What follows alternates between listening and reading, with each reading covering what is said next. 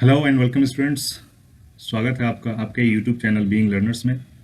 आज हम सॉल्व करेंगे 2021 यानी कि इसी साल का आया हुआ क्वेश्चन पेपर, जो कि क्लास 6 के लिए है। ऑल इंडिया सैनिक स्कूल एंट्रेंस एग्जामिनेशन 2021 का ये क्वेश्चन पेपर है और ये 6-7 तारीख को हुआ है। 7 फेब को ये टेस्ट हुआ है और आज तारीख है 8 तारीख, मंडे है। और बिल्कुल इत्मीनान से मैं इसको सॉल्व कर रहा हूँ। सारे क्वेश्चंस को सॉल्व करके बताऊंगा, सिर्फ आंसर की नहीं है, ये पूरा सॉल्यूशन है इसमें, ठीक है।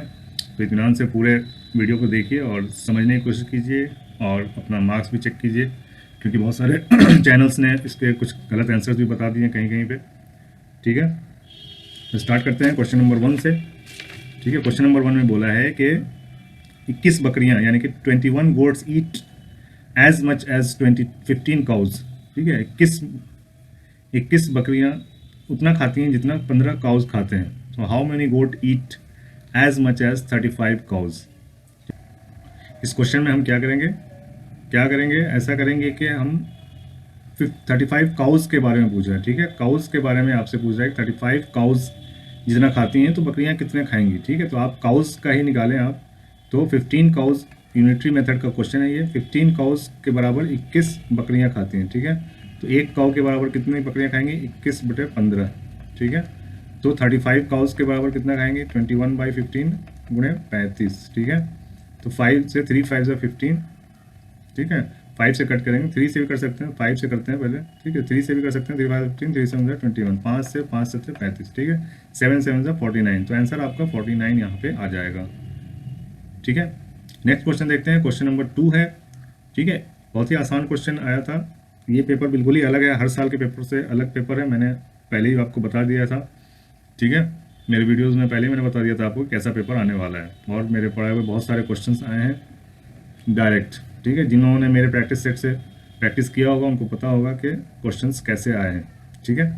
तो यहाँ पे क्या है, ए मैकेनिक अर्न्स 36,000 ऑन 9 कार्स। एक मैकेनिक जो है वो 9 कार पे 36,000 रुपये कमाता है, ठीक है। 36,000 रुपीज़ कमाता है, यानी अर्न करता है। How much will he earn in 1 day if in a day he receives 27 cars. अगर 27 कार्स उसके पास आ गए तो कितने रुपए वो कमाएगा। तो सीधा आपको देख लेना है 27 इसका कितने टाइम से ज़्यादा है, 27 9 से 3 गुना ज़्यादा है, तो जो भी कमाई होगी उसकी 3 गुना ज़्यादा होगी, ठीक है। तो 3 गुना कर लेंगे, 3 0 पहले से है, 3 6 18 का 8 कैरी 1, 3 3 9 + 1 10, 108,000। बहुत ही ध्यान से देख के आपको आंसर लगाना है, क्योंकि सब मिलता जुलता नंबर है, ठीक है। तो कंफ्यूज नहीं होना, 108,000, ठीक है।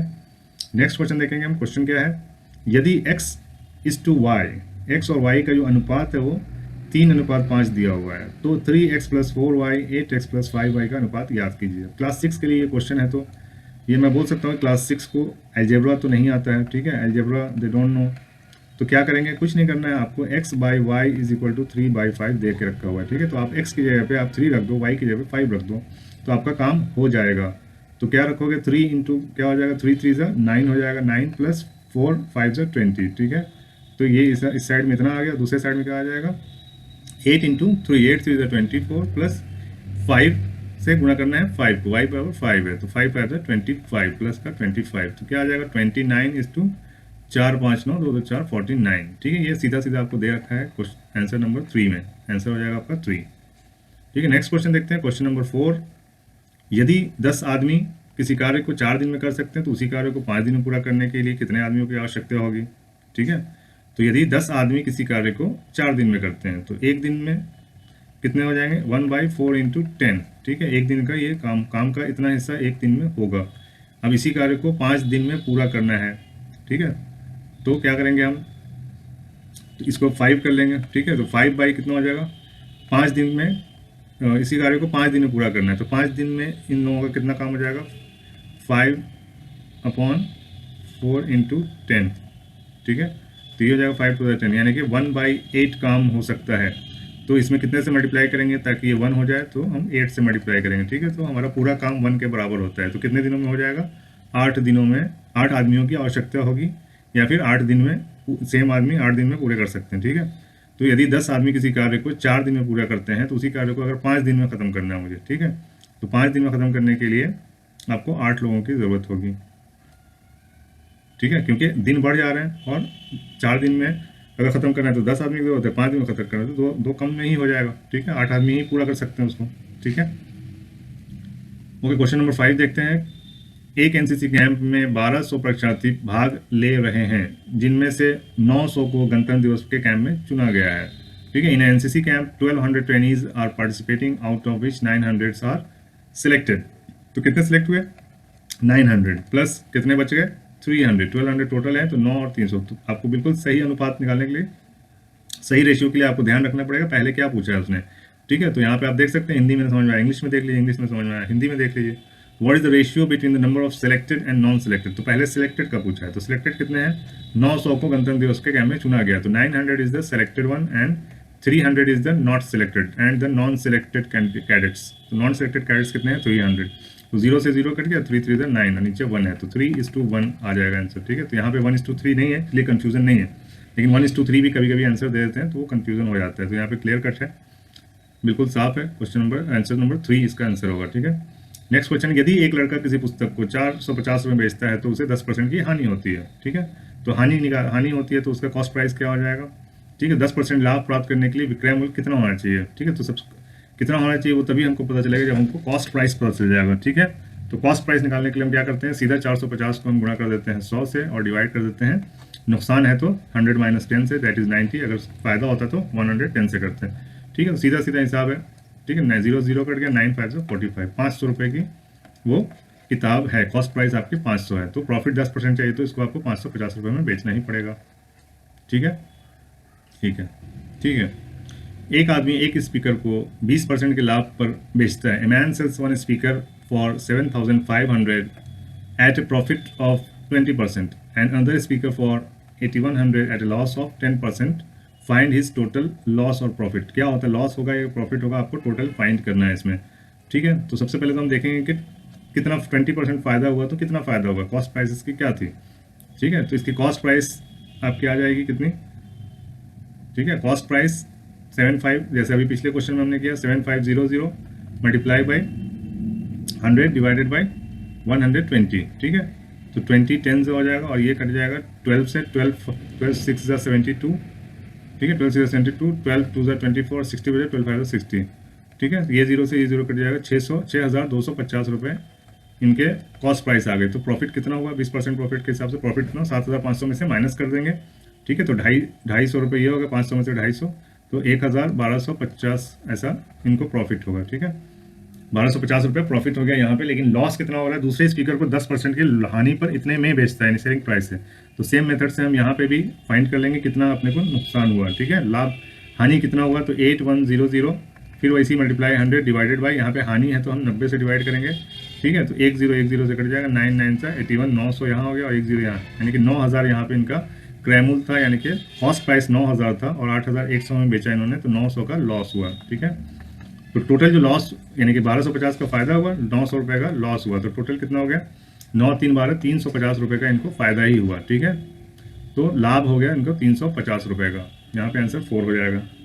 ठीक है, नेक्स्ट क्वेश्चन देखते हैं, क्वेश्चन नंबर 8। यदि 3 18 M 42 समानुपात में है, यानी कि 3:18 है, इस टू M है, इस टू 42 है।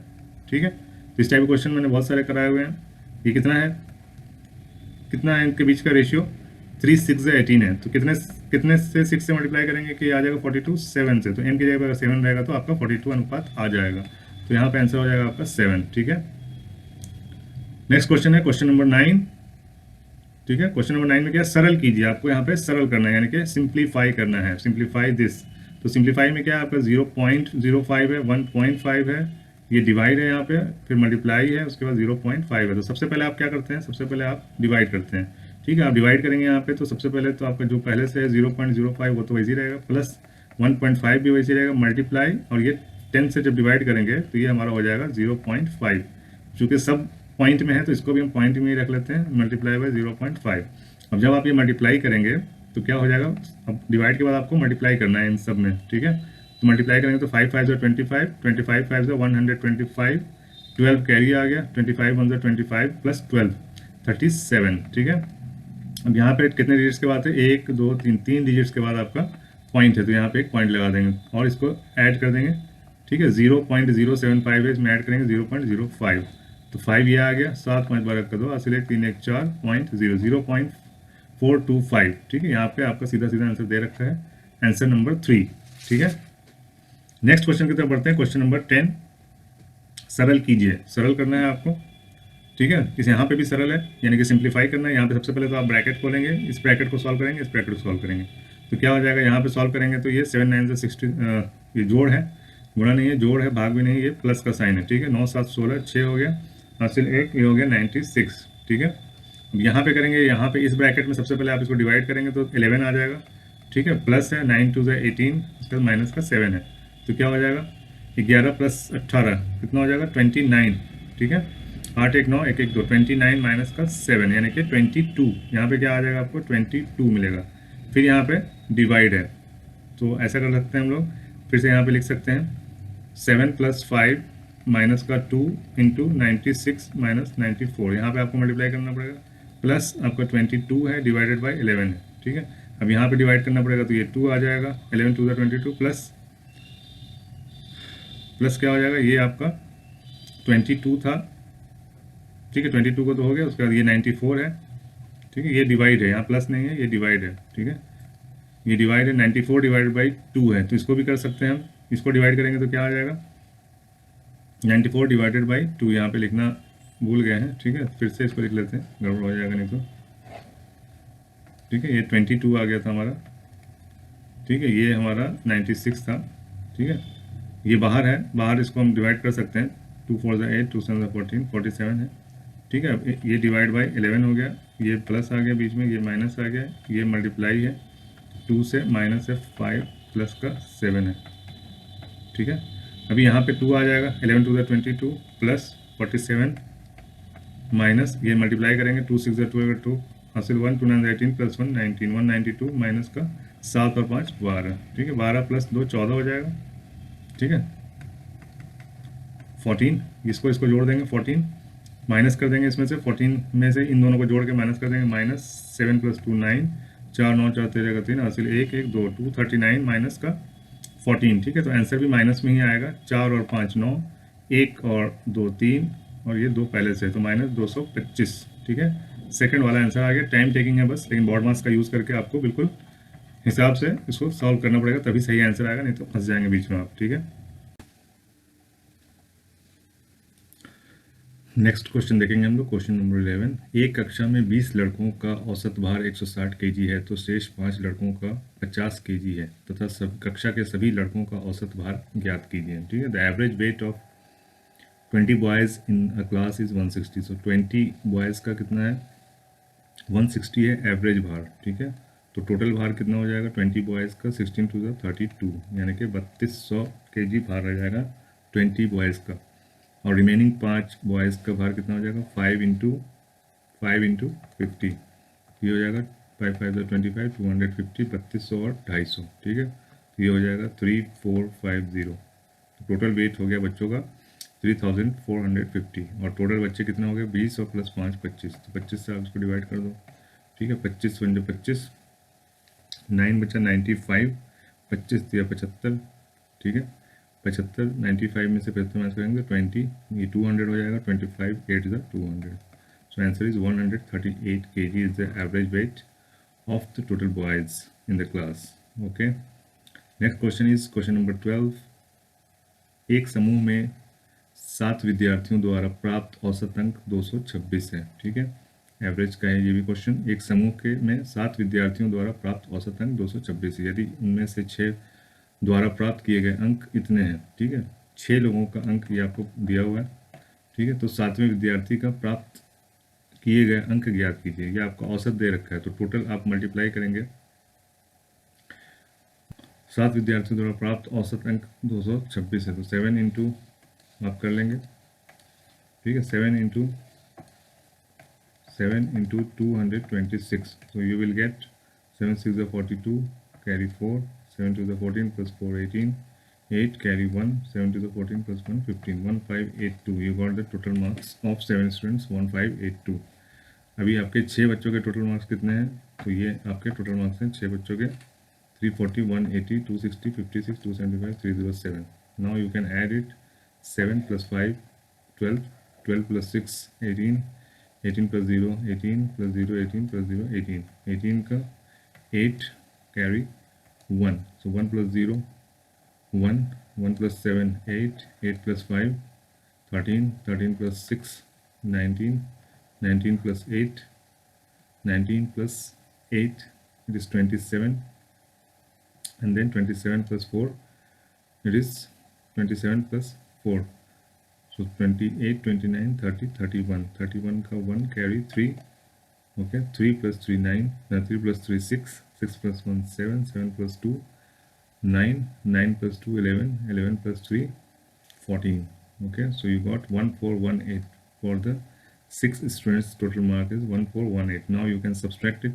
So 8 plus 4, 12. So here you will get 7. 7 minus 1, 6. Okay, and here 5 minus 4, it is 1. So 164 is your correct answer. Okay, now next question is question number 13. सरल कीजिए, simplify. You have to simplify here. So first you will do the bracket, both the brackets.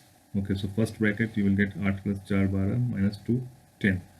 12 minus 2, it is 10. Then multiply. Then the next bracket, this is 17 minus 12, 5. Then multiply by 10 minus 18, 9. Then you have to do multiply all. 10 tens are 100 plus 100 into 5, 500 minus 18, 9. So 9 plus 1, 10.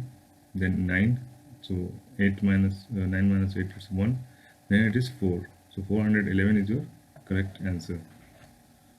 Question number 14 देखेंगे हम. Question number 14 में बोलते हैं कि एक बल्लेबाज 17वें match में 87 run का स्कोर बनाता है. ठीक है, 87 रन का स्कोर बनाता है और इस प्रकार उसका औसत 3 से बढ़ जाता है. 3 रन से औसत उसका बढ़ जाता है. 17वें मैच के बाद उसका औसत ज्ञात कीजिए. ठीक है, बहुत ही आसान क्वेश्चन है, इसमें कुछ भी नहीं करना आपको. 87 रन का स्कोर बनाने पे, यानी 87 रन का स्कोर करने पे 17th मैच में, यानी टोटल उसने 17 मैच खेले. ठीक है, 17 मैच टोटल हुए और 17th मैच में उसने 87 रन मारे. ठीक है, 87 रन मारने से क्या हुआ, इनका एवरेज 3 से बढ़ गया, यानी कि हर एक मैच में 3 से बढ़ गया. ठीक है, तो हम इससे अगर सारे मैच के जो 3 बढ़े हैं उसको मैं अगर हटा दूं, तो अगर 87 में से माइनस कर दूं तो मुझे ओरिजिनल पुराना औसत मिल जाएगा मुझे. ठीक है, तो 17 मैच में अगर 3-3 रन सब में बढ़े तो टोटल कितने रन बढ़े, 51 रन बढ़े. क्यों, 17 3 51.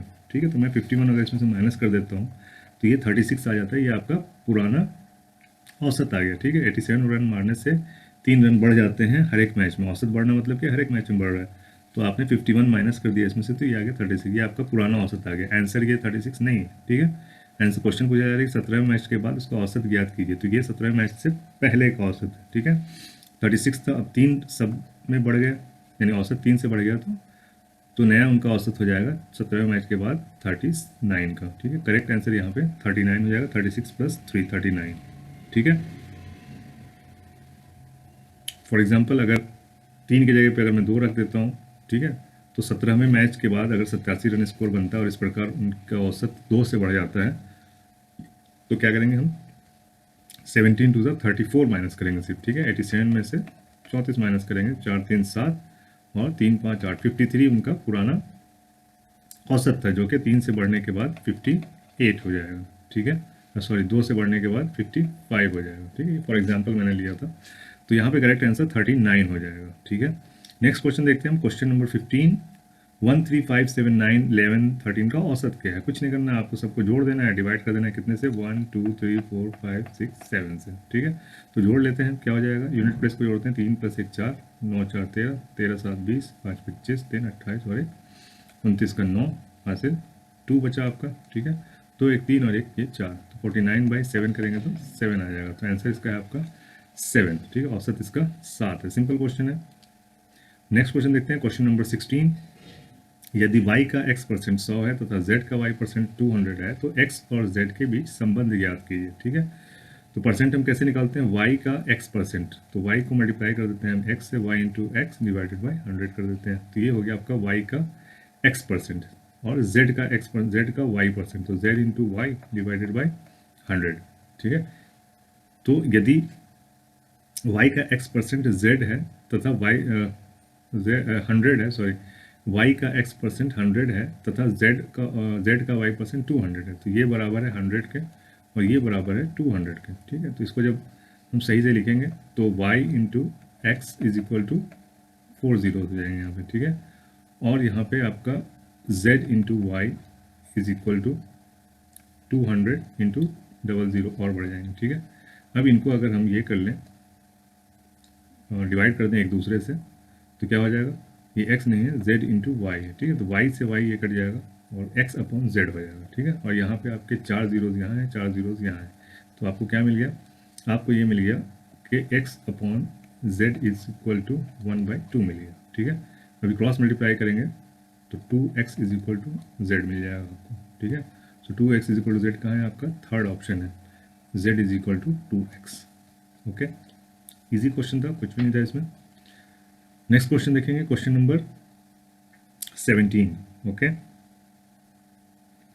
किसी संख्या के 205वें के 1/3 का 1/4 15 है तो उस संख्या का 40% कितना होगा। ठीक है, 1/4 ऑफ, देखिए इस टाइप के क्वेश्चन क्या इंग्लिश में ज़्यादा अच्छे से आपको समझ में आएगा। ठीक है, 1/4 ऑफ 1, ठीक है, ऑफ की जगह पे क्या करना है आपको, मल्टीप्लाई लगाते जाना है। ठीक है, 1/4 आप ऐसे लिखते हैं, ऑफ 1/3 ऑफ 2/5।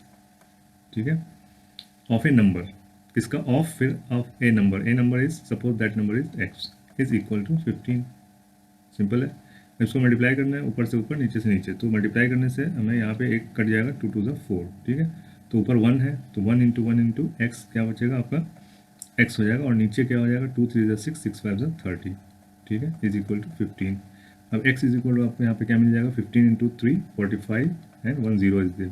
सो वो नंबर आपको यहाँ पता चल गया 450। बट सवाल ये है कि what will be the 40% of that number, उस नंबर का 40% क्या होगा। ठीक है, तो उस नंबर का 40% निकालने के लिए क्या करेंगे, 450 को मल्टीप्लाई कर देंगे 40 से, डिवाइड कर देंगे 100 से। ठीक है, 2 0 है, 1 0 यहाँ कट जाएगा, 1 0 यहाँ कट जाएगा, तो 45 इंटू 4 क्या हो जाएगा, 4 5 सा 20, कैरी 2, 4 4 16 प्लस 2 18।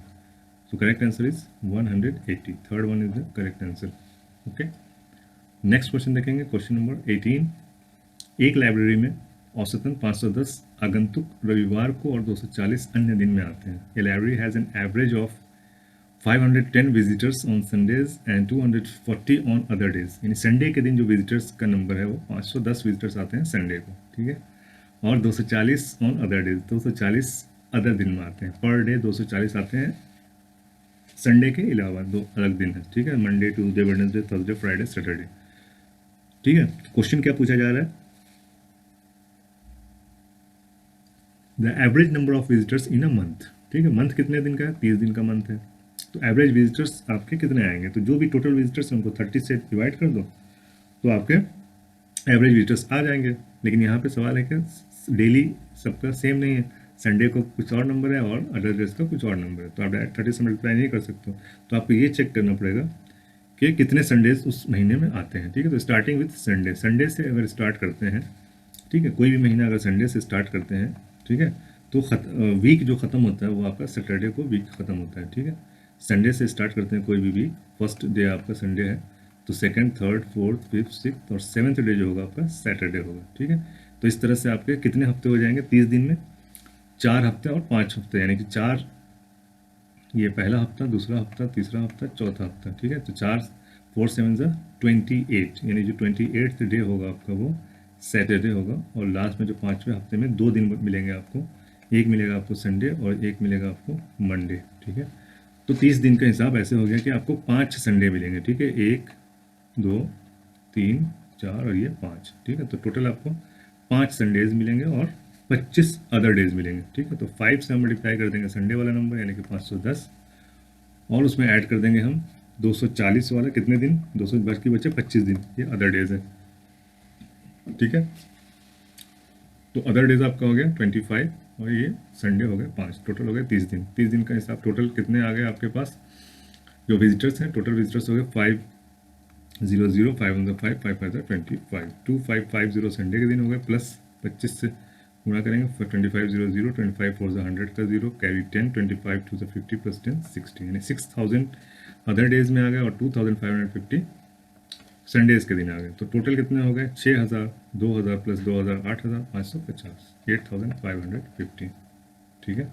अब इसको हम डिवाइड कर देंगे 30 से, क्योंकि टोटल 30 डेज हैं, इसलिए एवरेज अपने को निकालना है। तो 0 से 0 ही खत्म हो गया, 3 से जब कट करेंगे 3 2 ज़ा 6, ठीक है। 25 आ गया, 3 8 ज़ा 24, 1 बचा, 3 5 ज़ा 15। तो on an average per day का कितना आ गया, 285, ठीक है। तो आंसर आपका हो जाएगा सेकंड 285, ठीक है। चलिए नेक्स्ट हम देखते हैं क्वेश्चन नंबर 19, ठीक है। एक आयताकार खेल के मैदान की लंबाई, ठीक है, खेल का मैदान है ये, आयताकार मतलब कि रेक्टेंगुलर फील्ड है, ठीक है। रेक्टेंगुलर फील्ड है, इसकी लंबाई जो है सेंटीमीटर में ज्ञात करना है, ठीक है, सेंटीमीटर में ज्ञात करना है, जिसका क्षेत्रफल 700, जो क्षेत्रफल है 700 वर्ग मीटर है, ठीक है, वर्ग मीटर है यहाँ पे, और आपको सेंटीमीटर में पता करना है। चौड़ाई दी हुई है 25 मीटर की, ठीक है, चौड़ाई जो है वो 25 मीटर की है। तो आप ये अंदाज़ा लगा सकते हो कि इतना इजी क्वेश्चन आपको क्यों दिया जा रहा है, ठीक है। एरिया दे रखा है, ब्रेथ दे रखा है, आपको लेंथ निकालना है। तो यहीं पे आपके दिमाग में आ जाना चाहिए कि देयर इज सम ट्रैप, यहाँ पे कुछ ट्रैप है, और ट्रैप क्या है, वो है आपका सेंटीमीटर। तो आपको जो लंबाई बतानी है वो सेंटीमीटर में बतानी है, ठीक है। तो सिंपली आप अगर इसको डिवाइड करोगे एरिया को विड्थ से, तो आपको लंबाई मिल जाएगी। ओके, सो डिवाइड करते हैं हम लोग, 25 टू ज़ा 50, ठीक है, 10 बचा, 100 हो जाएगा, 25 टू ज़ा 50, तो 20 बचा यहाँ पे, 20 इंटू 0 200, तो 25 8 ज़ा 200 हो जाएगा, ठीक है। तो 28 मीटर आपका आपकी लंबाई आ गई, ठीक है। लंबाई किसमें है, मीटर में है, लेकिन आपको आंसर सेंटीमीटर में देना है, ठीक है। यहाँ पे भी सेंटीमीटर है, तो 28 metre is equal to how much centimetre, that is equal to 2800 centimetre, ठीक है। ये आपको पता है कि 1 metre is equal to 100 centimetre होता है, तो 2800 सेंटीमीटर ये आपका आंसर करेक्ट हो जाएगा, ठीक है। नेक्स्ट क्वेश्चन देखते हैं, क्वेश्चन नंबर 20। रीना ने 1200 का ऋण साधारण ब्याज पर उतने ही वर्षों के लिए लिया जितनी ब्याज दर है। यदि उसने 432 का ब्याज ऋण अवधि के अंत में दिया तो ब्याज की दर कितनी होगी, ठीक है। आमतौर पर मैं फॉर्मूले के पक्ष में नहीं रहता हूँ, ठीक है, लेकिन यहाँ पे फॉर्मूले से करेंगे तो जल्दी आपको समझ में आ जाएगा, ठीक है। तो सिंपल इंटरेस्ट का क्या फॉर्मूला होता है, principal into time into rate divided PRT upon 100, ठीक है। यहाँ पे आपको दे रखा है, क्या दे रखा है, प्रिंसिपल आपको पता है, SI भी पता है, T और R बोल रहे हैं कि दोनों सेम है, ठीक है। तो सबसे पहले तो सिंपल इंटरेस्ट आपका 432 है, इसमें ये 100 मल्टीप्लाई हो जाएगा जब इधर आएगा, तो डबल ज़ीरो कर देते हैं इसको, इज इक्वल टू, ठीक है, P जो है, P जब इधर आएगा तो डिवाइड में आ जाएगा, ठीक है। तो P आपका 1200 है, इसको यहाँ नीचे रख लेते हैं, और ये R इंटू R कर सकते हैं, या फिर T इंटू T भी कर सकते हैं, ठीक है। तो ब्याज दर कितनी होगी, यदि उसने इतना जितने जो भी आपका रेट है that is equal to time है, time and rate both are same, ठीक है। तो आप या तो डबल T कर लीजिए या फिर डबल R कर सकते हैं, तो R स्क्वायर हो जाएगा ये, ठीक है। तो R square is equal to क्या आ जाएगा, ये 2 0 से 2 0 कट गया, 12 से आप इसको डिवाइड कर सकते हैं, 12 3 ज़ा 36, ठीक है, 12 4 ज़ा 48 होता है, तो 12 3 ज़ा 36, और क्या बचा यहाँ पे 36 माइनस करेंगे 43 में से, तो 7 बचा, ठीक है। तो 72 हो गया, ठीक है। तो 12 6 ज़ा 72, ये कट हो गया 12 से, तो आपको R square is equal to 36 मिला, ठीक है। तो R यहाँ पे बहुत इजीली फाइंड कर सकते हैं, इसका रूट निकाल के, under root of 36 that is equal to 6, तो here R and T both are 6, ठीक है। तो यहाँ पे करेक्ट आंसर जो हो जाएगा हमारा 6 का आ जाएगा, ठीक है। 6 साल के लिए 6% के दर पे 1200 रुपये का ऋण 432 आएगा, ठीक है। नेक्स्ट क्वेश्चन देखेंगे हम, क्वेश्चन नंबर 21। जब घड़ी में 7:15 PM बज रहे हों, ठीक है, तो इसमें बने कोण का नाम लिखिए, ठीक है। तो हम देख लेते हैं घड़ी में 7:15 कैसे बजते हैं, ठीक है। 7 के टाइम पे, 7:15 के टाइम पे आपका जो कांटा होता है आवर्स का 7 के आसपास रहेगा, ठीक है। ये 6 है, ये 7 है, और ये कांटा आपका 3 पे रहेगा, ठीक है। तो ये जो लगभग आपको सिर्फ कोण का माप नहीं बताना, सिर्फ ये बताना है कि न्यून कोण होगा, अधिक कोण होगा, सम कोण होगा, या सीधा कोण होगा। न्यून कोण बोलते हैं एक्यूट एंगल को, अधिक कोण बोलते हैं ऑब्ट्यूज एंगल को, और सम कोण बोलते हैं राइट एंगल को, और सीधा कोण स्ट्रेट एंगल को बोलते हैं। एक्यूट एंगल आपको पता है 1 डिग्री से लेकर 89 डिग्री तक का होता है, ऑब्ट्यूज एंगल 91 से लेकर आपका 179 डिग्री तक होता है, राइट एंगल आपका 90 डिग्री का होता है, स्ट्रेट एंगल आपका 180 डिग्री का होता है, ठीक है। तो यहाँ पे आप देख सकते हैं स्ट्रेट भी नहीं है और राइट एंगल में नहीं है, और ये ऑब्ट्यूज एंगल बनता है, ठीक है। यहाँ पे ये 90 डिग्री से बड़ा है, ठीक है। तो ये ऑब्ट्यूज एंगल यहाँ पे आपका करेक्ट आंसर हो जाएगा। ऑब्ट्यूज एंगल यानी कि अधिक कोण यहाँ पे बनता है, दोनों कोण इसके अधिक कोण बनेंगे, ठीक है। ये भी और ये दोनों मिला के 360 डिग्री का बनता है, ठीक है। तो कितने का बन जाएगा, दोनों ऑब्ट्यूज एंगल ही बनेंगे, छोटे भी वाला भी और बड़ा वाला भी, ठीक है। तो यहाँ पे आंसर थर्ड हो जाएगा। नेक्स्ट क्वेश्चन देखते हैं, क्वेश्चन नंबर 22। यदि 40 का 15% किसी संख्या के 25% से 2 अधिक होता है तो वो संख्या होगी, ठीक है।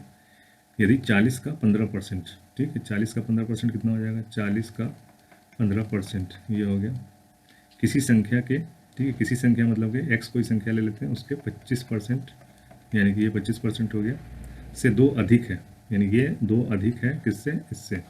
तो इसमें अगर हम 2 जोड़ देंगे तो ये बराबर हो जाएगा इसमें, ठीक है। तो कितना हो जाएगा, इसको आप देख सकते हैं 10 से 10 कट गया, ठीक है। 2 2 द 4, 2 5 द 10, 5 3 द 15, ठीक है। तो 3 2 द 6 आ गया, 40 का 15% 6 आ जाता है, ठीक है। दैट इज इक्वल टू, ठीक है, ये 2 है आपका, तो 2 को इधर ले लेंगे तो माइनस हो जाएगा, 6 - 2 that is equal to 4 is equal to x into 25/100, ठीक है। क्रॉस मल्टीप्लाई कर लेते हैं तो 400 is equal to x into 25, ठीक है। 25 इधर आ जाएगा तो यहाँ पे डिवाइड हो जाएगा, इधर आके 25 से इसको हम कट कर सकते हैं कितने बार में, ठीक है। 100 4 बार में आता है तो यहाँ पे 400 है, तो 4 4 16 टाइम्स में ये 25 से कट जाएगा, ठीक है। तो वो संख्या क्या हो जाएगी, x बराबर क्या आ गया आपका, x इज इक्वल टू 16 आ गया। तो यहाँ पे आंसर सेकंड में है 16, ओके। समझ में ज़्यादा फास्ट हो रहा तो आप इसको स्लो करके भी देख सकते हैं और रिवर्स करके फिर से इसको देख सकते हैं इसके सोल्यूशन को समझने के लिए, ठीक है। सैनिक स्कूल का क्वेश्चन पेपर है, तो मैं ये समझ सकता हूँ कि आप कितने फास्ट होंगे, पहले से ही आप बहुत फास्ट हैं, ठीक है। तो ये आप क्वेश्चन पेपर का सोल्यूशन देख रहे हैं, इसलिए इसको फास्ट ही देखने में ज़्यादा फ़ायदा है, ठीक है। जब स्टार्ट करेंगे तैयारी तो स्लो स्लो करके स्टार्ट कर सकते हैं, लेकिन ये फाइनल स्टेज है, ठीक है। चलिए नेक्स्ट क्वेश्चन देखते हैं, क्वेश्चन नंबर 23। प्रातःकाल का तापमान -10 डिग्री सेल्सियस था और सायंकाल का तक यह 3 डिग्री घट गया, ठीक है। तो सायंकाल में तापमान कितना था, तो -10 में और घटा दीजिए 3, तो क्या हो जाएगा, -13 हो जाएगा, ठीक है, -13 डिग्री। यहाँ पे करेक्ट आंसर हो जाएगा आपका सी, यानी कि थर्ड वन, ठीक है। नेक्स्ट क्वेश्चन देखते हैं, क्वेश्चन नंबर 24। एक आयतकार बगीचा 185 मीटर लंबा और 320 मीटर चौड़ा है, इसके बीच में 4 मीटर की एक समान चौड़ाई की 2 सड़कें हैं, एक इसकी लंबाई के समांतर, दूसरी इसकी चौड़ाई के समांतर।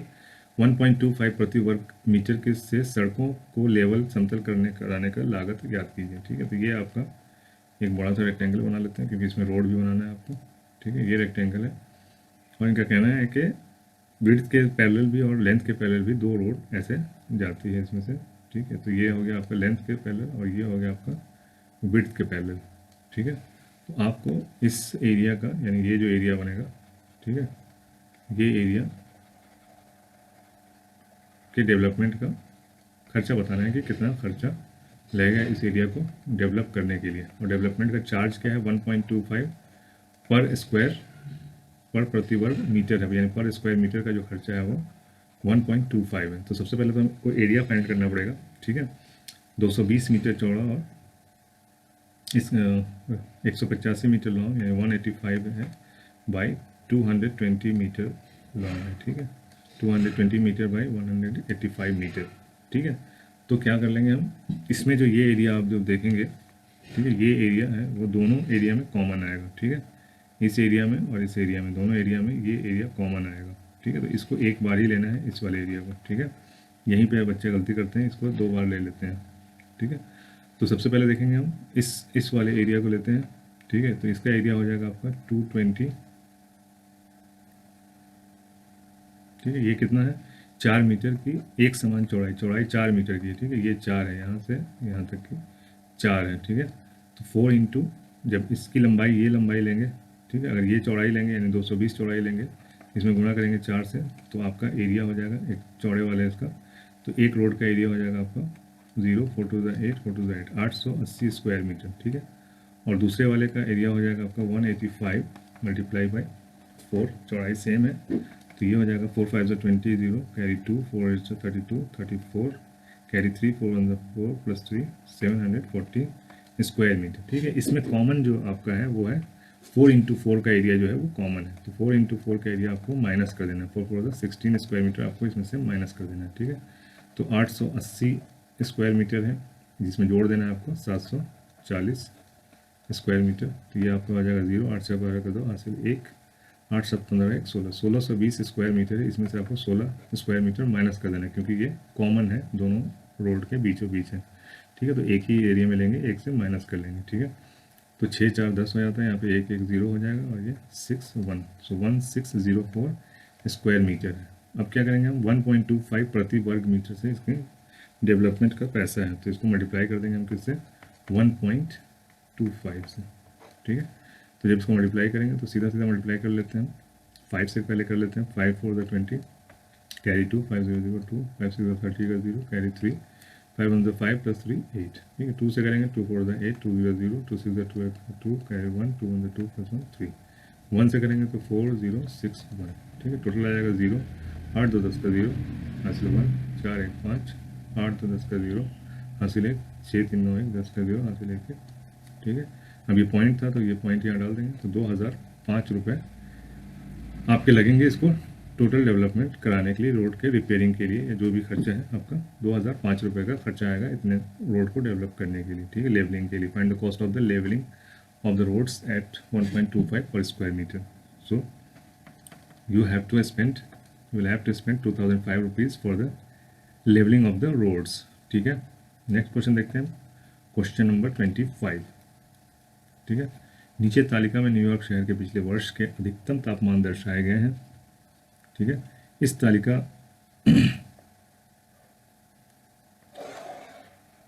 तालिका की जानकारी का प्रयोग कीजिए और निम्नलिखित के उत्तर दीजिए। ठीक है, एक ही क्वेश्चन है इसमें। क्या क्वेश्चन है, न्यूयॉर्क शहर में पिछले वर्ष के 3 महीने मई जुलाई और सितंबर का औसतन अधिकतम तापमान 2 दशमलव स्थानों तक कितना था। ठीक है, 2 डेसिमल प्लेस तक आपको बताना है कि कितना उनका एवरेज था 3 महीने का। मई यहाँ पे है, जुलाई और सितंबर, तो इन तीनों को जोड़ देना है, 3 से डिवाइड कर देना है। ठीक है, तीनों को जोड़ेंगे तो कितना आ जाएगा, 4 + 9। ठीक है, 9 4 13 और 1 14 का 4, हासिल 1 2 2 4 2 6 और 1 7, 74 आ गया। इसको 3 से डिवाइड कर देते हैं, तो 3 2 ज़ा 6। ठीक है, 1 कैरी बचा, 14, 3 4 ज़ा 12, डॉट देंगे, डेसिमल देंगे 1। ठीक है, 3 4 ज़ा 12 होता है, 14 था तो 2 बचेगा,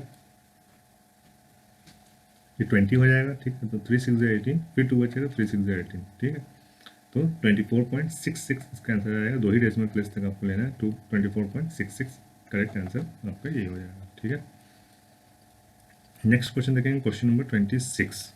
ठीक है, क्वेश्चन नंबर 26 में क्या है, रोमन संख्या पद्धति में यदि कोई संकेताक्षर बार बार आता है तो इसका मान उतनी बार गुना नहीं किया जाता जितनी बार वह आता है। ठीक है, इंग्लिश में पढ़ लेते हैं। In Roman numeration, if a symbol is repeated, its value is not multiplied as many times as it occurs। यानी कि जितनी बार वो सिंबल आया है, ठीक है, उतने बार से उसको मल्टीप्लाई नहीं करते हैं, ऐसा लिखा है। Value is not multiplied as many times as it occurs. ठीक है, तो मल्टीप्लाई किया जाता है। ठीक है, ऐसा नहीं कि नहीं किया जाता है। अगर ट्रिपल एक्स लिखा हुआ है, एक्स एक्स एक्स, तो आप क्या करते हो, 10 + 10 + 10, या तो ये करते हो या फिर 10 × 3 भी कर सकते हैं। 30 आता है, इसमें भी 30 आता है। So we do multiply as many times as it occurs. जितने बार ये आता है उतने बार हम मल्टीप्लाई कर देते हैं। ठीक है, तो this is not true, false है। ठीक है, so value is multiplied, so this statement is false. तो यहाँ पे करेक्ट आंसर इसका फॉल्स हो जाएगा, क्योंकि हम करते हैं। ठीक है, if a symbol is repeated we do multiply as many times it occurs। ठीक है, नाउ क्वेश्चन नंबर 27। वृत्त के किसी बिंदु पर अर्धवृत्त के व्यास द्वारा अंतरित कोण क्या होगा, the angle subtended by the diameter of a semi circle. ठीक है, एक सर्किल बना लेते हैं पहले, फिर ये हो गया आपका सेमी सर्किल। तो एक सेमी सर्किल के अंदर डायमीटर के थ्रू, यानी ये आपका डायमीटर है, किसी भी सर्किल के किसी भी पॉइंट पे जो एंगल बनाता है ये डायमीटर, वो कैसा होता है। ठीक है, ये डायमीटर है, ये पॉइंट है डायमीटर का। ठीक है, तो ये कैसा भी कहीं पे भी सेमी सर्किल में कहीं पे भी एंगल बनाएगा तो वो हमेशा 90 डिग्री का ही एंगल बनेगा। ठीक है, it will be always 90 degree, कहीं पे भी बना लें। ठीक है, ये 8th क्लास में थ्योरम पढ़ाया जाता है, 8th क्लास में ये थ्योरम पढ़ाया जाता है। ठीक है, तो यहाँ पे आंसर हो जाएगा आपका 90 डिग्री। ठीक है, नेक्स्ट क्वेश्चन देखते हैं, question number 28।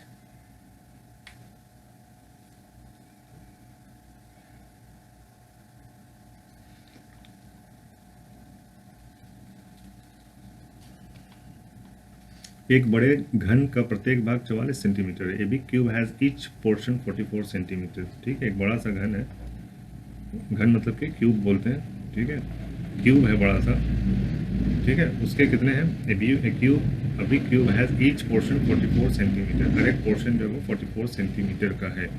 Tiny cubes of 4 centimetre portion each are cut from that, 4-4 centimetre के, ठीक है, 4-4 सेंटीमीटर के क्यूब्स इसमें से कट किए गए हैं। Then how many tiny cubes will be found that are surrounded by at least one cube. ठीक है, how many tiny cubes will be found, तो कितने छोटे छोटे क्यूब्स बनेंगे जो कि किसी न किसी क्यूब से ढके हुए हैं, यानी कि इसके अंदर का पूछा जा रहा है। Then how many tiny cubes will be found that are surrounded by at least one cube. ठीक है, इस क्यूब को अगर हम कट करेंगे, ठीक है, तो इस क्यूब को कट करेंगे तो ऐसे कितने क्यूब होंगे जो बीचों बीच होंगे, यानी कि उनके बाहर भी छोटे छोटे क्यूब्स रहेंगे। ठीक है, ये भी 8th क्लास का क्वेश्चन है, पेंटेड क्यूब्स। ठीक है, पेंटेड क्यूब्स के ऊपर ये क्वेश्चन है।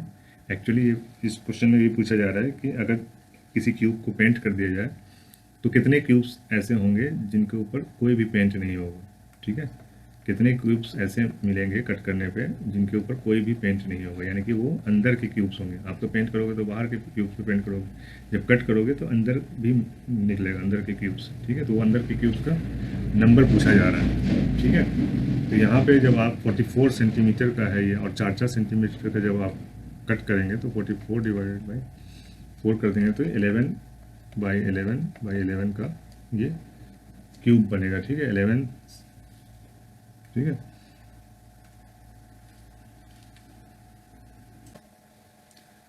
इस टाइप के क्वेश्चंस में हम क्या करते हैं कि जो भी हमारा बड़े क्यूब का जो साइज़ है, ठीक है, उसको छोटे क्यूब के साइज़ से हम डिवाइड कर देते हैं। ठीक है, तो हमारा जो साइज़ आ जाएगा क्यूब का, यानी टोटल जो क्यूब्स आ जाएंगे हमारे 11 × 11 × 11। ठीक है, 11 × 11 × 11 क्यूब्स टोटल बनेंगे हमारे कट करने पे। ठीक है, 44 सेंटीमीटर के साइज़ का जो बड़ा क्यूब है उसको अगर हम 4 सेंटीमीटर साइज़ के छोटे छोटे क्यूब्स में कट करेंगे तो टोटल हमारे क्यूब्स आ जाएगा, कितना आ जाएगा, मैंने बता रखा है सबको, 44 × 4 वॉल्यूम जो है, हम वॉल्यूम को, बड़े वॉल्यूम को छोटे वॉल्यूम से डिवाइड कर देते हैं। ठीक है, 44 × 44 × 44 डिवाइड बाई 4 × 4 × 4। क्यों, क्योंकि ये छोटा वॉल्यूम है, इतने छोटे छोटे क्यूब्स कट होंगे। ठीक है, तो इसको डिवाइड करेंगे हम 11, 4 से 11, फिर ये 4 से 11, तो टोटल जो हमारे आ जाएंगे 11 × 11 × 11। ठीक है, इतने टोटल क्यूब्स बनेगा। वो क्यूब्स के नंबर बताने हैं जो कि सराउंडेड होगा एटलीस्ट वन क्यूब से। ठीक, तो जितने भी पेंटेड क्यूब्स होंगे, नॉन पेंटेड क्यूब्स आपको बताने हैं। ठीक है, तो नॉन पेंटेड क्यूब्स का मतलब होता है कि जितने भी ये हैं 11 माइनस का 2 और इसका पावर 3 हो जाता है। ठीक है, 11 माइनस 2 का पावर 3। ठीक है, ये फॉर्मूला ड्राइव किया गया है।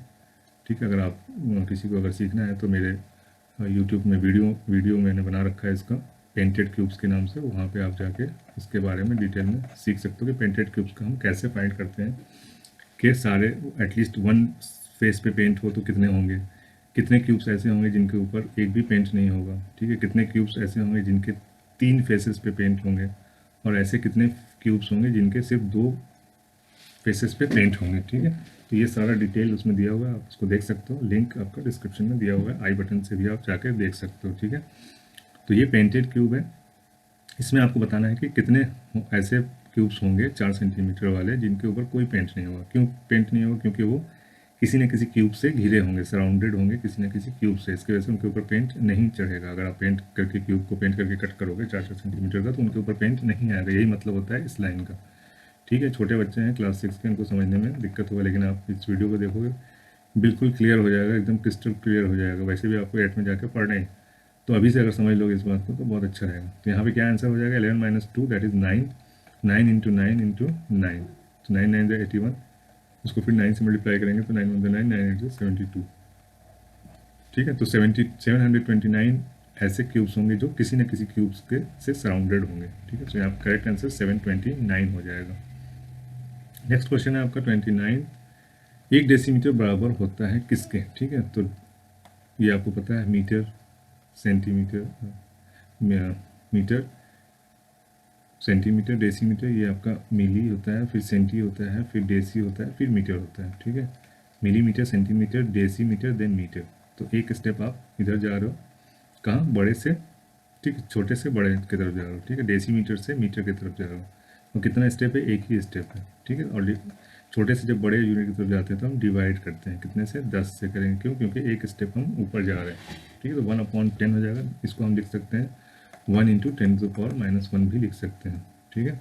So it is equal to 1 × 10⁻⁻1 metre. Correct answer आपका 1 × 10⁻⁻1 मीटर हो जाएगा, ठीक है।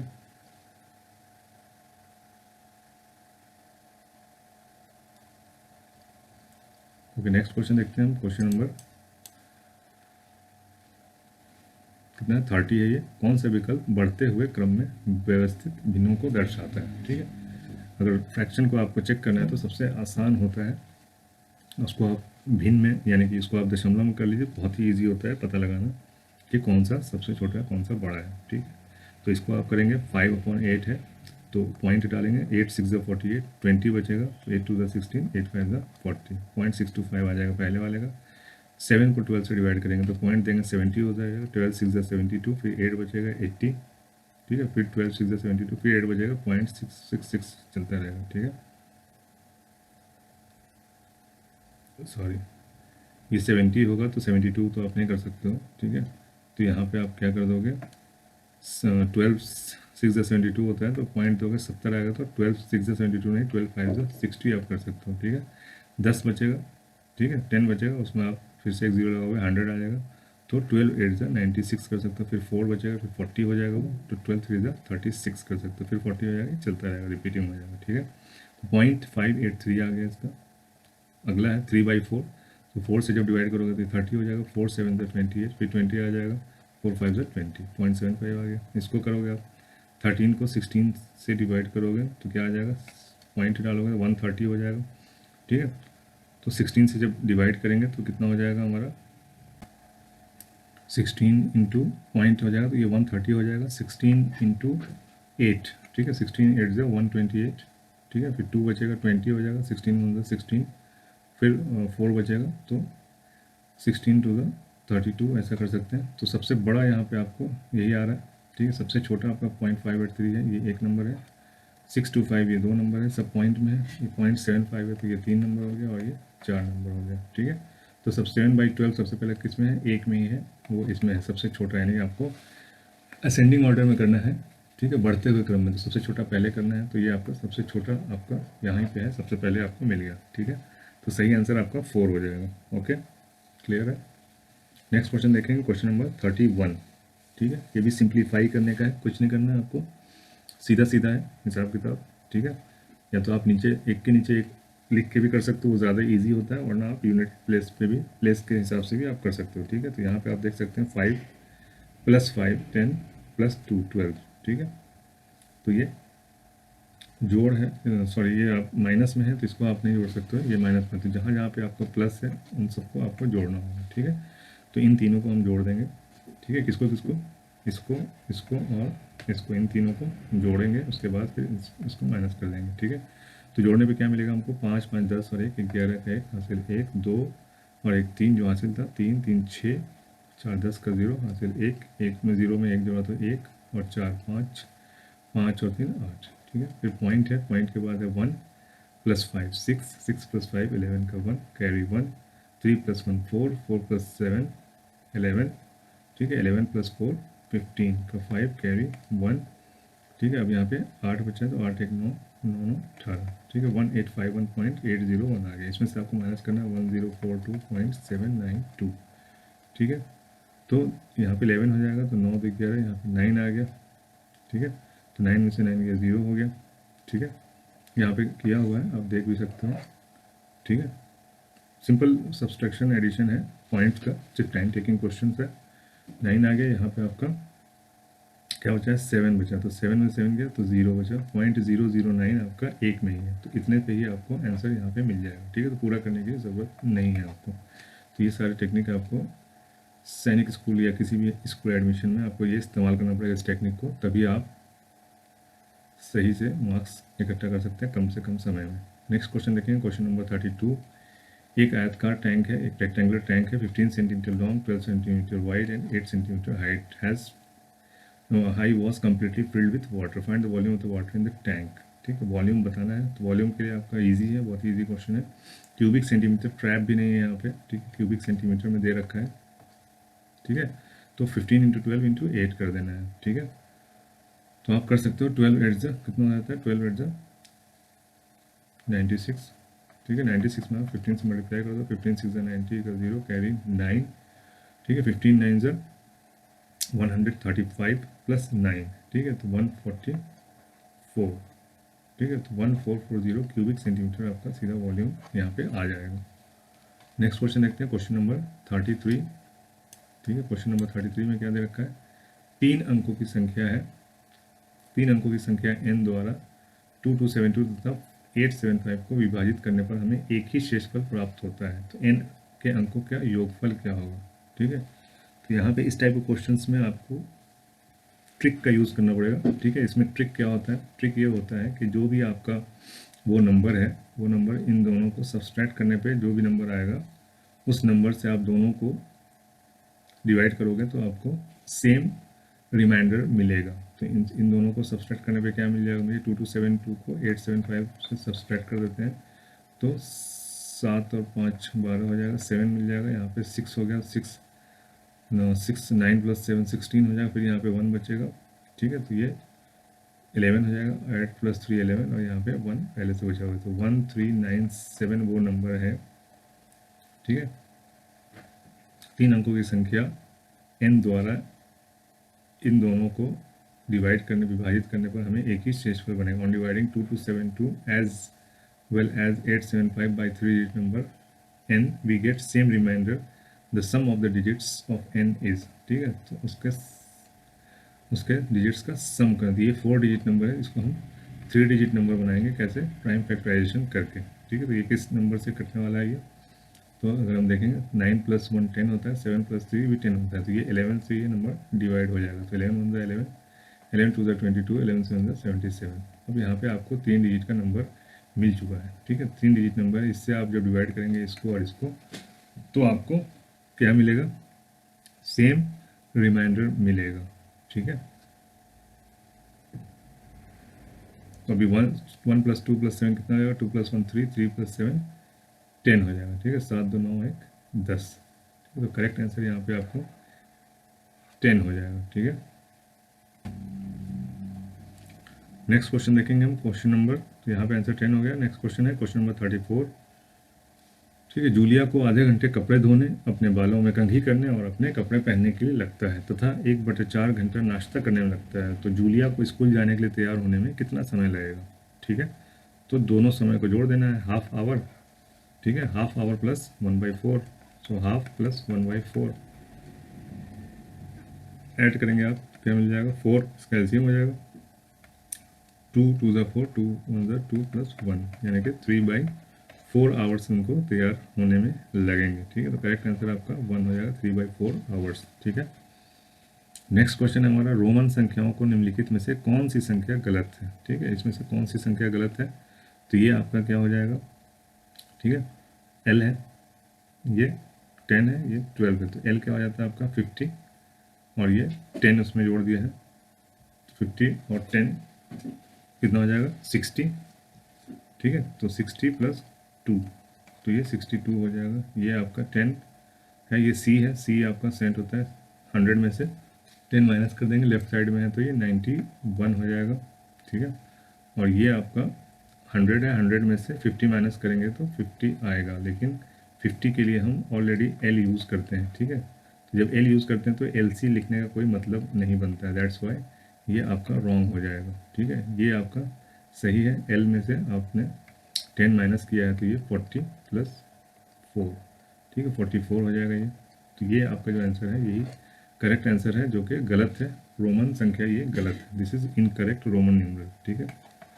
नेक्स्ट क्वेश्चन देखते हैं, क्वेश्चन नंबर 36, एक आदमी यात्रा के पहले 160 किलोमीटर 64 किलोमीटर प्रति घंटे पर करता है तथा अगले 160 किलोमीटर 80 किलोमीटर प्रति घंटा से पर करता है। तो यात्रा के प्रथम 320 किलोमीटर की औसत चाल क्या होगी, ठीक है। तो इसमें क्या पूछा जा रहा है, 160 प्रथम 160, ठीक है। तो फर्स्ट 160 किलोमीटर इन्होंने 64 किलोमीटर पर आवर के स्पीड से की है। तो 160 और 160 320 हो जाएगा। तो अगर यहाँ पे आपने इन दोनों स्पीड को, ठीक है, क्या पूछा जा रहा है, स्पीड, ठीक है, यात्रा के 320 किलोमीटर की औसत चाल, अगर आपने इन दोनों स्पीड को जोड़कर 2 से डिवाइड कर दिया तब तो वो आंसर आपका हो जाएगा गलत, ठीक है। 64 प्लस 80 क्या हो जाता है, 4, 8 से 14, 144 डिवाइड बाई 2, 2 7 ज़ा 14, 2 2 ज़ा 4। तो अगर आपने 72 कर दिया तो ये गलत हो जाएगा, ठीक है। तो 72 नहीं रहेगा, उससे थोड़ा कम रहता है, ठीक है। तो अगर यहाँ पे आप चाहें तो ट्रिक के हिसाब से आप 72 के हिसाब से 71.11 टिक लगा सकते हो, और यही करेक्ट आंसर भी है। लेकिन तरीका क्या है वो मैं आपको बताना चाहूँगा, ठीक है। ये हमेशा काम नहीं करता ट्रिक, तो इसलिए आपको सही तरीका पता होना चाहिए। तो सही तरीका क्या है, सही तरीका ये है कि आप का एवरेज स्पीड जो होता है, एवरेज स्पीड इज इक्वल जो होता है हमेशा होता है total distance, okay, total distance divided by total time, ठीक है। तो टोटल डिस्टेंस आपको पता है कि 320 किलोमीटर टोटल डिस्टेंस है, 160 प्लस 160, यात्रा के प्रथम 320 किलोमीटर की औसत चाल आपको बतानी है। तो 320 जो है आपका टोटल डिस्टेंस है, और स्पीड आपका टाइम, स्पीड से और डिस्टेंस से टाइम आपका बदल जाएगा। तो फर्स्ट 160 किलोमीटर में कितना टाइम लगा वो आप यहाँ से कैलकुलेट कर सकते हो, ठीक है। तो टाइम इज इक्वल टू क्या होता है, डी एस टी के फॉर्मूले से अगर आप देखेंगे तो टाइम इज इक्वल टू होता है डी बाई एस, ठीक है। डिस्टेंस है आपका 160 किलोमीटर, टाइम है स्पीड है 64 किलोमीटर पर आवर, ठीक है। तो ये 10 है, 16 10 ज़ा 160 और 16 4 ज़ा 64, ठीक है। तो इसको आप करेंगे 10 से, 10 को 4 से डिवाइड करेंगे तो आपका 5/2 भी आ सकता है, यानी कि 2.5 घंटे ये हो गए। इसको आप पॉइंट में भी लिख सकते हो 2.5 घंटे, या फिर 5/2 भी लिख सकते हो, ठीक है। और नेक्स्ट जो अगला 160 किलोमीटर है उसका स्पीड है आपका 80, ठीक है। तो 8 2 ज़ा 16, तो 2 घंटे आपके यहाँ पे लग गए। तो टोटल जो आपके घंटे लग गए वो 2.5 घंटे प्लस 2 घंटे 4.5 घंटे लग गए, जिसको आप 9/2 भी लिख सकते हो, ठीक है। तो टोटल टाइम हो गया आपका 9/2, टोटल डिस्टेंस हो गया 320। तो 320 को जब आप इसको 9/2 से डिवाइड है तो मल्टीप्लाई करोगे तो ये 2/9 हो जाएगा, ठीक है। अब इस 9 को आप 9 से इसको डिवाइड कर सकते हो, ठीक है। आप मल्टीप्लाई करके भी डिवाइड कर सकते हो या डिवाइड करके मल्टीप्लाई कर सकते हो। तो मैं प्रीफर करता हूँ मल्टीप्लाई करके डिवाइड करना जब मैं पॉइंट में आंसर निकालता हूँ, ठीक है। तो 32 2 ज़ा 64 होता है, 640 डिवाइड बाई 9, तो ये आपका हो जाएगा 9 7 ज़ा 63, ठीक है। 1 बचा तो 10 हो जाएगा, 9 1 ज़ा 9, फिर पॉइंट देंगे फिर 10 हो जाएगा, फिर 9 1 ज़ा 9, फिर 9 1 ज़ा 9, तो 971.11 किलोमीटर पर आवर इसका स्पीड हो जाएगा, average speed, okay. Next question देखते हैं, क्वेश्चन नंबर 37। एक सपाट सतह जो सभी दिशाओं में अनिश्चित रूप से बढ़ती है वह कहलाती है। सपाट यानी कि समतल, समतल सतह, सपाट मतलब कि प्लेन सतह जो हर दिशा में, जैसे कोई सी सतह है अगर हर दिशा में ये बढ़ रही है, अनिश्चित रूप से बढ़ती है, तो वो कहलाती है समतल, ठीक है। रेखा नहीं, रेखाखंड, रेखाखंड नहीं, बिंदु नहीं, वो समतल प्लेन कहलाती है, ठीक है। प्लेन जो रहता है वो चारों हर दिशा में बढ़ता रहता है, ठीक है। तो यहाँ पे आंसर 1 हो जाएगा, प्लेन, ठीक है। नेक्स्ट क्वेश्चन हमारा 38। दो पूरक कोणों के बीच का अंतर 10 है, तो दोनों कोणों के मानों का गणना कीजिए। दो पूरक कोण है, ठीक है। तो पूरक कोण आपके देखो डिफरेंस यहाँ पे 5 और 60 में भी 10 का डिफरेंस है, 45 और 55 में भी 10 का डिफरेंस है, यहाँ पे भी 10 का डिफरेंस है, यहाँ पे भी 10 का डिफरेंस है, लेकिन जोड़ने पे पूरक कोण होना चाहिए, यानी कि 90 डिग्री होना चाहिए, ठीक है। तो 50 + 40 ही 90 डिग्री होता है। ये 190 हो जाएगा तो ये नहीं होगा, ये 110 ये भी नहीं होगा, और ये 100 तो ये भी नहीं होगा। करेक्ट आंसर आपका 40 डिग्री एंड 50 डिग्री है, ठीक है। नेक्स्ट क्वेश्चन है हमारा क्वेश्चन नंबर 39। बैंगन, भिंडी और प्याज का कुल भार इतना किलोग्राम है, यदि बैंगन और भिंडी का भार इतना किलोग्राम है और इतना किलोग्राम है तो प्याज का भार ज्ञात कीजिए। टोटल आपको दे रखा है 48.057 किलोग्राम, ठीक है। यदि भिंडी और बैंगन का भार इतना और इतना है तो प्याज का आपको पता करना है। तो इन दोनों को जोड़ के इसमें से घटा देना है। तो दोनों को जोड़ेंगे तो क्या हो जाएगा, 24.52 को जोड़ेंगे इसमें तो 5 2 7 5 3 8, ठीक है, 5 4 9 और ये 29.87 किलोग्राम हो गया। इसको आपको माइनस कर लेना है इसमें से, तो आपको मिल जाएगा, क्या मिल जाएगा, प्याज का वज़न मिल जाएगा। तो 7 में से 0 हो गया 7 और ये 57 है, ठीक है, 48.057। तो 5 में से 15 में से 7 गया तो 8, फिर यहाँ 9 बचा, 8 1 9, ठीक है। तो 187 का यहाँ पे भी तो आपको ये करना ही पड़ेगा। यहाँ पे 8 बजे, यहाँ पे 8 था तो 7 बज गया है यहाँ पे, ठीक है। तो 9 8 17 होता है, ठीक है। और यहाँ पे 3 है तो 2 1 3, 18.187 किलोग्राम आ जाएगा आपका आंसर, ठीक है।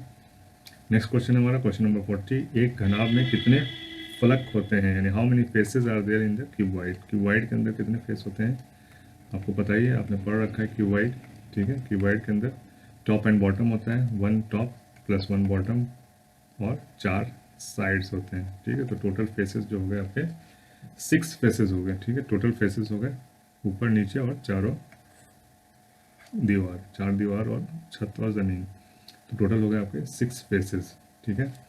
नेक्स्ट क्वेश्चन देखते हैं क्वेश्चन नंबर 41, ठीक है। यहाँ पे क्या दे रखा है, the points O U S V R X W T P Q and U on number line are equidistant, यानी कि ये सारे एक ही दूरी पे हैं, यू है, एस है, वी है, आर। तो आपसे पूछा ये जा रहा है कि the fraction represented by the length O P, यानी कि यहाँ से लेकर यहाँ तक का जो फ्रैक्शन है वो आप कैसे दिखाओगे, इन चार में से कौन सा फ्रैक्शन सही दर्शा रहा है, सही बता रहा है ओ से पी तक के डिस्टेंस को, ठीक है। तो टोटल डिस्टेंस क्या है, ओ से लेकर वाई तक है, ठीक है। टोटल डिस्टेंस ओ से लेकर वाई तक का है, ठीक है। नंबर लाइन है, वाई तक ही दिया हुआ है, ठीक है। आपको यहाँ का पता नहीं है, ठीक है, आप इसको नहीं जोड़ सकते हो, ठीक है। The points O U S V R X W T P Q and Y on the number line are equidistant, the fraction represented by the length O P, ठीक है। तो जहाँ तक आपको वाई तक यहाँ पे मेंशन है तो वाई तक को ही देखना है आपको, ठीक है, ऑन द नंबर लाइन, ठीक है। इक्वी डिस्टेंस है, यहीं तक के बारे में बता रहे हैं, आगे का नहीं बताया जा रहा है, ठीक है। इसको नहीं बताया जा रहा है, इसको भी नहीं बताया जा रहा है। द पॉइंट्स बिंदु ओ यू एस, यानी ओ से शुरू हो रहा है, S V R X W T P Q तथा वाई संख्या रेखा पर समान दूरी पर है, लंबाई ओ पी द्वारा निरूपित भिन्न है, ओ पी, ओ से लेकर पी तक, ठीक है। तो वाई तक की कितनी दूरी है,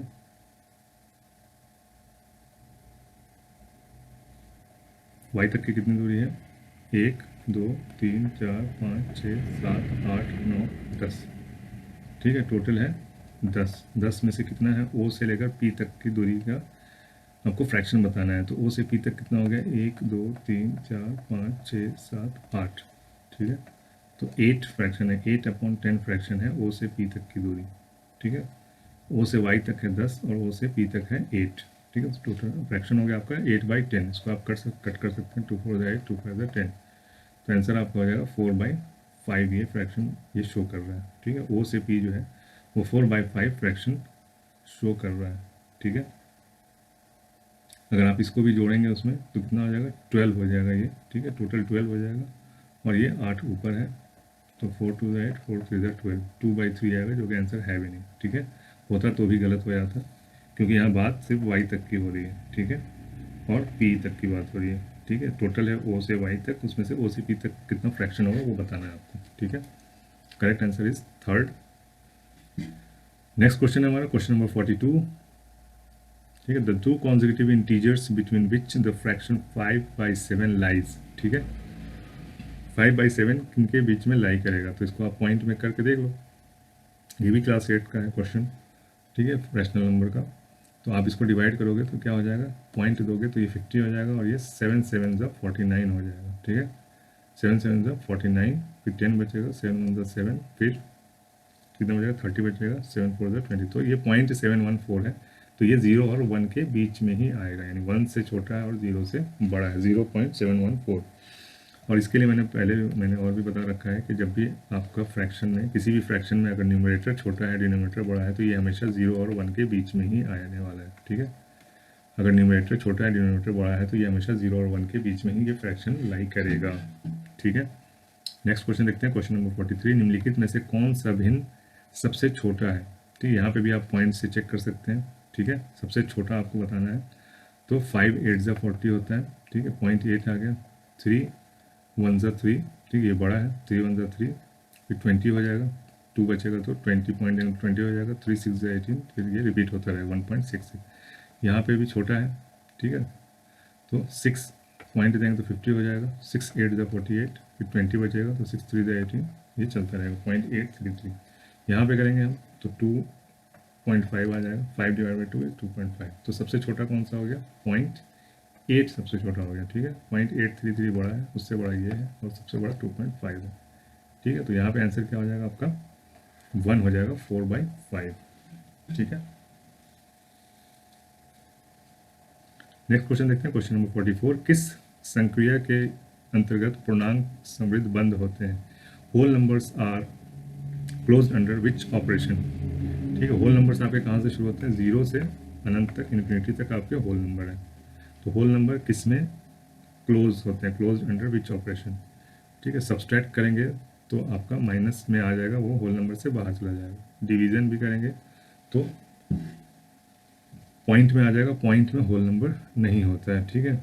तो मल्टीप्लिकेशन जो होगा, मल्टीप्लाई करने पे, ठीक है, अगर होल नंबर से होल नंबर को मल्टीप्लाई करेंगे तो होल नंबर ही आएगा। दैट मीन्स के मल्टीप्लिकेशन में आपका क्लोज्ड होता है, whole number are closed under the multiplication operation. All of this नहीं होगा, ठीक है। Correct answer is third one. 45 का है, 1 मिलियन के अनुवर्ती अगली संख्या क्या है? The successor of 1 million is, 1 million मतलब क्या होता है आपका, 10 लाख। 10 लाख मतलब क्या, 6 जीरो, 3 और ये 3 6 जीरो, ठीक है। This is 1 million. 1 मिलियन का अगला सक्सेसर क्या है? तो 1 मिलियन में 1 जोड़ दो, ठीक है। तो ये हटा के 1 के बाद 5 जीरो, 2 2 4 1 5 जीरो और 1, ठीक है। तो 5 जीरो कहाँ पे है, 2 2 4 जीरो, यहाँ 3 जीरो है, यहाँ पे 1 2 3 4 5 जीरो है। तो यहाँ पे सही आंसर आपका 2 हो जाएगा, ठीक है।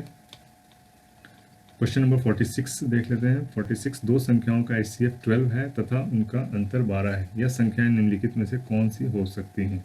ठीक है, दो संख्याएं, ठीक है, दो संख्याओं का HCF 12 है, ठीक है। HCF जो है उनका 12 है, ठीक है। HCF 12 है तथा उनका अंतर 12 है, ठीक है। दोनों का जो डिफरेंस है वो 12 है, ठीक है। तो इसमें 12 डिफरेंस किसमें किसमें है, सब में 12 डिफरेंस है, लेकिन 12 से डिवाइड भी दोनों होना चाहिए, ठीक है।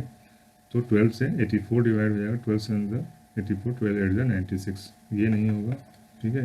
ये भी नहीं, 12 5 60, ये भी नहीं होगा, ये भी नहीं होगा। तो यहाँ पे HCF 12 है तो 12 से दोनों डिवाइड होना चाहिए और डिफरेंस इसका 12 होना चाहिए। अगर 12 जोड़ेंगे इसमें तो 96 आ भी जाएगा, और ये दोनों डिविजिबल भी हैं, 84 भी और 96 भी। ईजी क्वेश्चन है, ठीक है। नेक्स्ट क्वेश्चन हमारा 47। ऐसी सबसे छोटी संख्या ज्ञात कीजिए जो 9, 12 और 15 प्रत्येक से भाज्य हो। छोटी संख्या, ठीक है, वो सबसे छोटी संख्या जो 9, 12 और 15 से लोएस्ट कॉमन फैक्टर, ठीक है, लोएस्ट कॉमन मल्टीपल, LCM चाहिए, LCM लोएस्ट कॉमन मल्टीपल। ऐसी सबसे छोटी संख्या ज्ञात कीजिए जो 9, 12 और 15 प्रत्येक से भाज्य हो जाए, ठीक है। तो ये 9 से तो ये 60 नहीं जाएगा, ठीक है, और 9 से 90 चला जाएगा, 12 से 90 नहीं जाएगा, ठीक है। 120 किससे हो जाएगा, 12 से चला जाएगा, 9 से, 9 1 से 9, ठीक है। 30, ठीक है, 9 से ये नहीं होगा क्योंकि 2 + 1 3 होता है, 9 आना चाहिए इसका सम, ये भी 9 से नहीं होगा, तो बचा 180। ये 9 से, 12 से, 15 से सबसे कट जाएगा, ठीक है। और ये सबसे छोटी संख्या है, एक्चुअल में ये सबसे बड़ी संख्या दिख रही है, लेकिन ये सबसे छोटी संख्या है जो 9, 12 और 15 तीनों से डिवाइड हो जाए, ठीक है।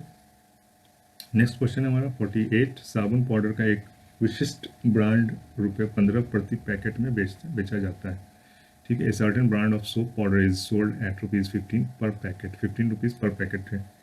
इट कॉस्ट 144 अ डजन, 144 रुपये का एक दर्जन आता है, ठीक है। तो what is the profit in percent on 8 dozen packets, ठीक है।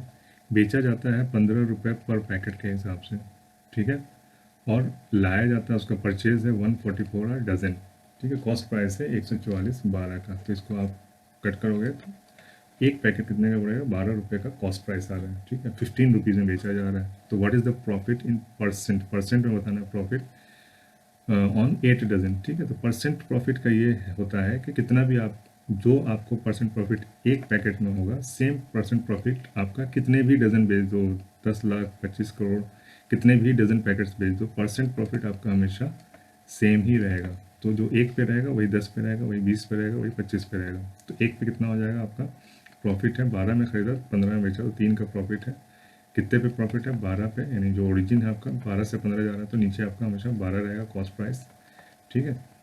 मल्टीप्लाई बाई 100% निकालना है आपको, तो 3 4 = 12 एंड 4 25 = 100, ठीक है। तो 25% आपका प्रॉफिट इसमें आता है। ठीक है। क्वेश्चन नंबर 49 है, वह बड़ी से बड़ी संख्या ज्ञात कीजिए जिससे 37, 56, 93 को भाग देने पर शेष फल क्रमशः 1, 2, 3 रहेगा। ठीक है, रिमाइंडर आपका बचना चाहिए 1, 2, 3। तो आप सबसे पहले तो इसमें से माइनस कर लो, 37 में से 1, 56 में से 2 और 93 में से 3। तो ये 90 हो जाएगा, ये 54 हो जाएगा और ये 36 हो जाएगा। ठीक है, तो कौन वह बड़ी से बड़ी संख्या ज्ञात कीजिए जिससे इसको भाग देने पर इतना बचेगा। तो अब नहीं बचना चाहिए, 36, 54 और 90 को अब भाग देने पे कुछ भी नहीं बचना चाहिए, बड़े से बड़ी संख्या। ठीक है, तो 18 है वो बड़ी से बड़ी संख्या, यहाँ पे सबसे बड़ी संख्या 18 है, तो 18 को चेक कर लेंगे। या फिर आप HCF भी निकाल सकते हो इसका। ठीक है, हाईएस्ट कॉमन फैक्टर HCF भी निकालोगे तो भी आ जाएगा। वैसे HCF निकालने से चाहिए, डायरेक्ट आप देख सकते हो 18 सबसे बड़ा नंबर है, 18 से डिवाइड करो, 18 2 36, 18 3 54 और 18 5 90। ठीक है, तो 18 यहाँ पे आंसर आ जाएगा। ठीक है, नेक्स्ट क्वेश्चन हमारा लास्ट क्वेश्चन है मैथमेटिक्स सेक्शन का 50वां क्वेश्चन। दो संख्याओं का ICF LCM क्रमशः 6 और 684 864 है। यदि एक संख्या 96 है तो दूसरी संख्या क्या होगी। ये क्लास 10th का क्वेश्चन है। ठीक है, जो भी लोग ये वीडियो देख रहे हैं वो मार्क कर लीजिए, क्लास 10th में ये पढ़ाया जाता है। ठीक है, क्या है फॉर्मूला? फॉर्मूला ये है कि HCF into LCM is equal to product of two numbers. ये दो ही संख्या के लिए होता है। ठीक है, दो संख्याओं का प्रोडक्ट जो होता है वो दोनों संख्याओं के LCM और HCF का प्रोडक्ट के बराबर होता है। ठीक है, तो HCF दे रखा है 6 और 864 दे रखा है LCM, और नंबर में से आपको एक नंबर दे रखा है 96, दूसरा नंबर आपको पता नहीं है, वो पता करना है। तो उस नंबर को रखेंगे, बाकी सबको दूसरे साइड में ले जाएंगे। 96 यहाँ आ जाएगा। ठीक है, यहाँ पे आ जाएगा। अब इसको हम सॉल्व कर सकते हैं। ठीक है, 6 से कट करेंगे, 6 1 6 और 6 6 36। ठीक है, अभी 16 5 80 हो जाता है। ठीक है, 16 5 80, 6 बचा 64, 16 4 64, कितना आ गया आपका 54, दूसरा नंबर आ जाएगा 54। ठीक है, तो यहाँ पे आपका मैथमेटिक्स सेक्शन खत्म होता है। ठीक है, और मिलते हैं नेक्स्ट वीडियो में, इंटेलिजेंस टेस्ट के वीडियो में। ठीक है, इंटेलिजेंस टेस्ट का वीडियो जल्दी रिलीज़ होगा, और ये बहुत ही डिटेल में मैंने बताया है, बहुत ही अच्छे से। अगर आपको पसंद आया ये वीडियो तो लाइक कीजिए, शेयर कीजिए, और आप इसको सब्सक्राइब भी कर सकते हैं चैनल को। और हमारे यहाँ से ऑनलाइन तैयारी भी होती है, बिल्कुल घर बैठे आप इन हाउस तैयारी कर सकते हैं, घर बैठे सैनिक स्कूल की तैयारी कर सकते हैं जूम मीटिंग पे। ठीक है, जूम मीटिंग के थ्रू हमारी तैयारी होती है, और बहुत ही नॉमिनल फीस भी है। और ये तैयारी शुरू होगी हमारी 1 जुलाई से 2021 से लेकर 1 जनवरी 2022 तक ये तैयारी चलेगी, 6 महीने की। ठीक है, इसकी अधिक जानकारी के लिए आप कांटेक्ट कर सकते हैं मेरे फ़ोन नंबर पे 7463943016। बहुत जल्दी रिज़ल्ट 28 को रिज़ल्ट आएगा, तो आपको पता चलेगा कि हमारे कोचिंग से कितने बच्चों ने सिलेक्ट हुए हैं। ठीक है, बहुत ही छोटा बैच होता है, ज़्यादा बच्चों को मैं पढ़ाता भी नहीं हूँ। और कोचिंग में एडमिशन लेने के लिए आपको एक टेस्ट देना होता है, टेस्ट पास करने के बाद ही आप कोचिंग में एडमिशन ले सकते हो। मैक्सिमम 15 बच्चे होते हैं हमारे बैच में, एक क्लास में 15 बच्चे ही होते हैं। ठीक है, उससे ज़्यादा का बैच मैं पढ़ाता ही नहीं हूँ। ठीक है, तो जिनको भी कोचिंग करना है वो पता लगा सकते हैं बीइंग लर्नर्स के बारे में। ठीक है, और देख सकते हैं। ठीक है, कोई फ्री या ट्रायल क्लासेस नहीं होती हैं। ठीक है, आप वीडियोज़ हैं, सारे वीडियोज़ देख सकते हैं, क्लासेस के भी बहुत सारे वीडियोज़ मैंने डाल रखे हैं, वो भी देख सकते हैं आप कि कैसे क्लासेस होती हैं। ठीक है, मिलते हैं फिर नेक्स्ट वीडियो में, तब तक के लिए have a nice day, take care, good bye.